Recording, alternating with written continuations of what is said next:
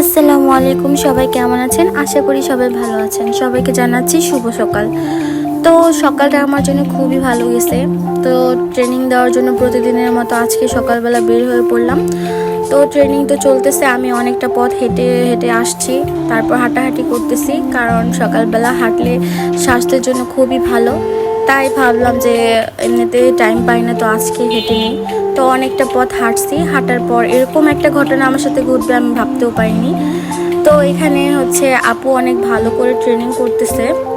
আপু ট্রেনিং করতে করতে মনে করেন আলহামদুলিল্লাহ অনেক ভালোই করতেছে।